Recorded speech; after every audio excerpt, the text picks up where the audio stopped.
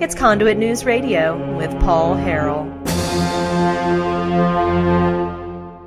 Things are gearing up towards a fever pitch. You had Senator Jeff Snowflake trashing Donald Trump on the Senate floor yesterday, but still saying he would keep an open mind about the hearings today, where Christine Blasey Ford going to be testifying against these, talking about her allegations. You have Supreme Court nominee Brett Kavanaugh also going to testify to refute them. The only thing I would agree with Jeff Snowflake is that it is a powder keg. It's incredible right now what's going on. The hearings are going to start at 9:45 Eastern. For those of you listening across the state of Arkansas, it's going to be 8:45 our time, and everybody's going to be tuned in. There's a lot of accusations out there swirling, and we have attorneys who are Democrats now who are out there saying that Judge Kavanaugh does not have the presumption of innocence. I mean, up is down, black is white. I mean, everything is the opposite of what it should be because the ends justify the means, and it's very, very very discouraging. Here to talk more about this, we have political contributor to thedailycaller.com, Clash Daily, LifeZet, Newsmax, Mr. Dan Perkins. Dan, welcome back to the program, sir. Good morning, and thank you for having me on. Yes, sir. So what do you know? What's the latest about all of this, and what's your opinion of it? The latest is I was on an airplane that landed here in Fort Myers at 1:30 this morning, and I saw a release where there are two men who've come forward and said that Ms. Ford is mistaken. It was these two men who were involved, not Judge Kavanaugh. Really? I have yes. not. I have not seen that report. So you say two? Well, can you imagine why the mainstream media would report that? Yeah, I can, because that would totally undo everything. Exactly. That's how major this announcement is that you have two men who have come forward and said that she's mistaken about the judge and Mr. Judge. In fact, they were the two gentlemen that were involved in the incident with her. Now, she can still come in and testify, and even Judge Kavanaugh, when he did his interview earlier this week on Fox News, he says he's not saying that she wasn't assaulted. It just wasn't him. These two gentlemen who came up just late last night, I don't know when they indicated, but it was I saw it on the news last night on a Drudge. They said that they were the two gentlemen responsible. So she can certainly testify about her incident. But now that there are corroborating witnesses that says it wasn't in fact Judge Kavanaugh or Mr. Judge, it was in fact them. It's an interesting situation because where does the committee go? I know that they have the information. So if they have the information, are they going to permit her to testify? Are they going to require the two gentlemen to testify? And my guess is probably not, because they've got a sworn affidavit. The statute of limitations has run out, so they really can't be charged. But I suspect that Chairman Grassley is to be as accommodated as possible, will allow her to testify. But now I think that the whole train of questioning is going to change, in that we now have two other people who are refuting what she said because they're admitting that they're the ones that did it. I'm telling you, that there's a big development here, and now you kind of wonder, is she going to testify at all? I do see this. We have even the Daily Beast reporting it, the Washington Examiner headline: two men claiming to be the one involved in the Ford encounter, not Kavanaugh. They've been interviewed by the Senate. This came out, I guess, at 12:26 this morning, and this would be. I was landing. Yeah, this would be big news. Hey, so we're talking with Dan Perkins. So what about these other accusers, and what do you think about this all coming out at the last minute? I mean, it's pretty clear. I mean, President Trump was clear, and he calls this a con job. That you can just have any accusation thrown out there, and it has to be believed. And we're expected to believe, by the way, that this has nothing to do with politics. That's the only way to give them the benefit of the doubt that they're asking is to I'm supposed to believe that this isn't politically motivated at all. Right. I would say that's a great question, by the way, and an important question. I would say to you, yesterday, I'm not in front of my computer, but if you are, you could probably verify it. Yesterday, Chuck Schumer, the minority leader of the Senate, said because of the accusations, Judge Kavanaugh should withdraw. Now, I want to go back because it's such a very, very important statement, because it attacks the Constitution. The Constitution, under due process, says that an accused is entitled to hear the charges from the person that is accusing them and to respond to them. So when you in your news break, we heard the discussion about some attorney saying that Judge Kavanaugh is not entitled to due process. Every citizen of this country, under the Constitution, is entitled to due process.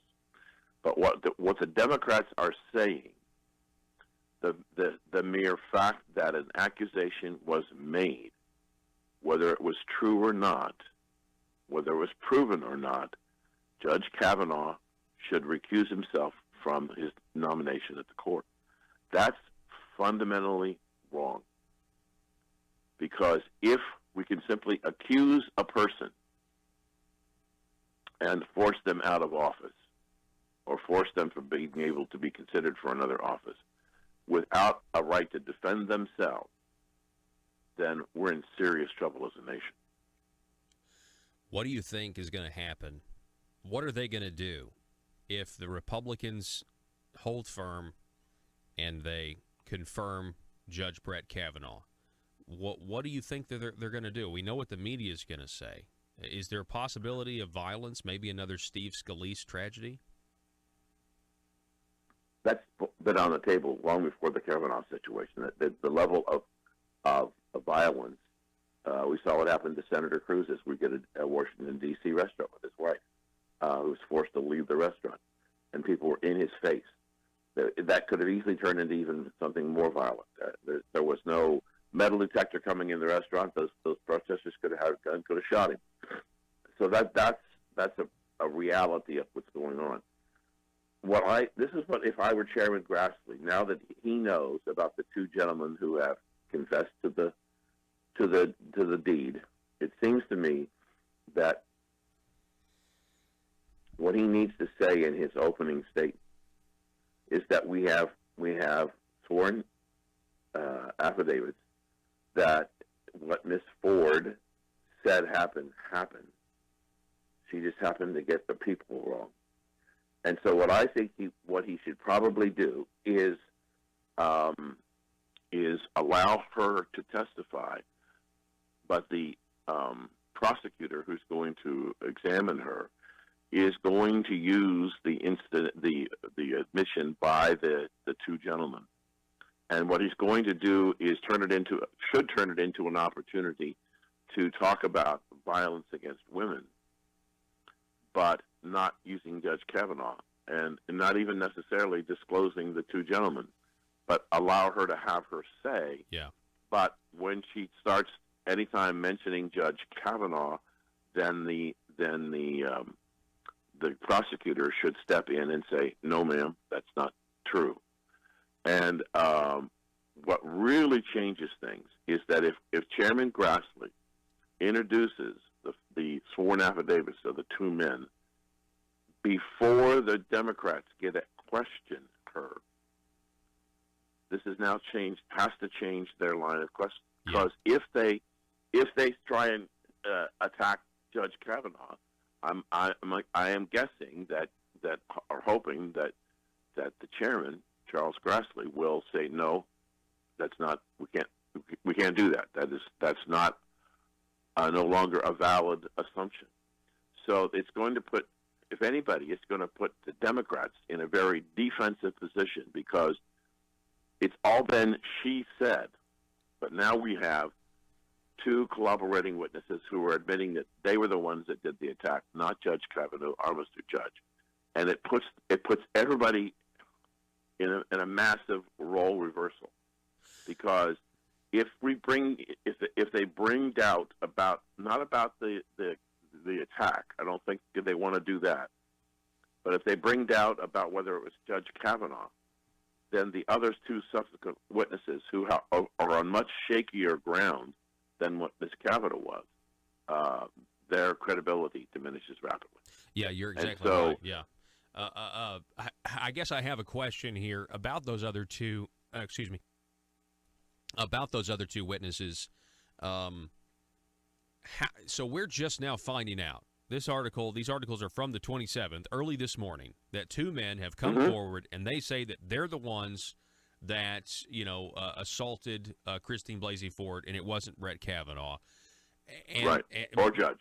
Or Judge. Or Mark Judge. And so my question is this: how long has the Senate Judiciary Committee known this? And if they've known it for a few days, if they've known it for at least a couple of days, the conspiracy theorist in me is saying, well, if the Democrats knew that they have, these witnesses who've come forward saying it was them and not Judge Kavanaugh, then all of a sudden we've got more women coming out. It's kind of like, well, we've got to keep the accusation alive at that point. I know that's speculation, but that's my gut reaction here.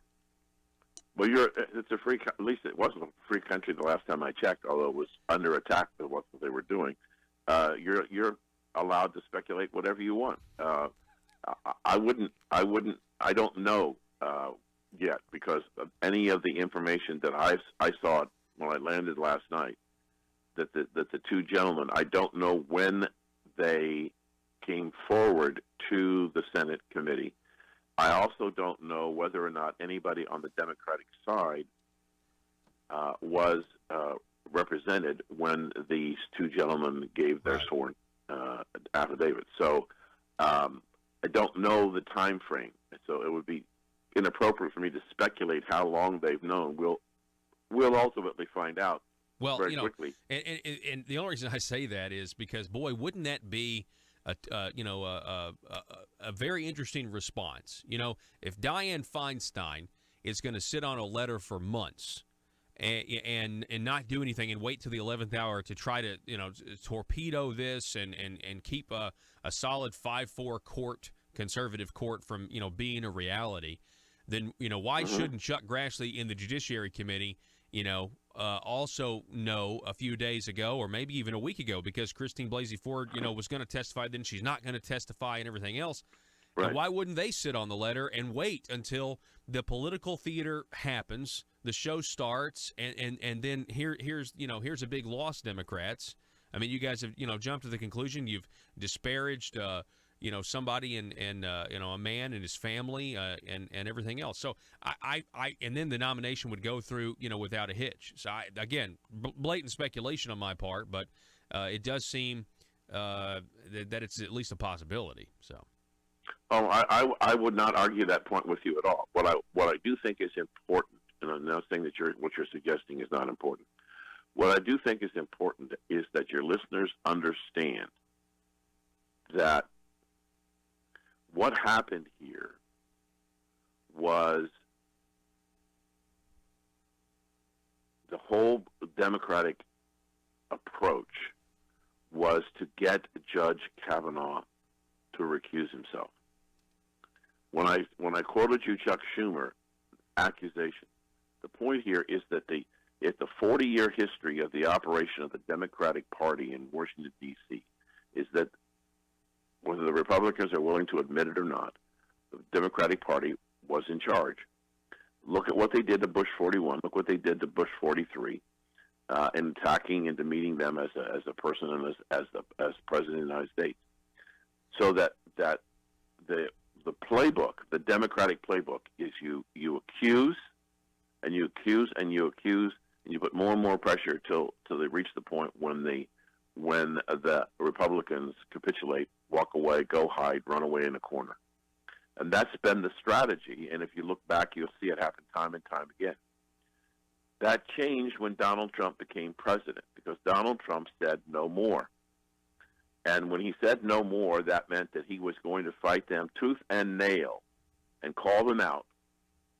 And what happened here is that the Democratic strategy was to find these people for the sole purpose of understanding that the statute of limitations is gone.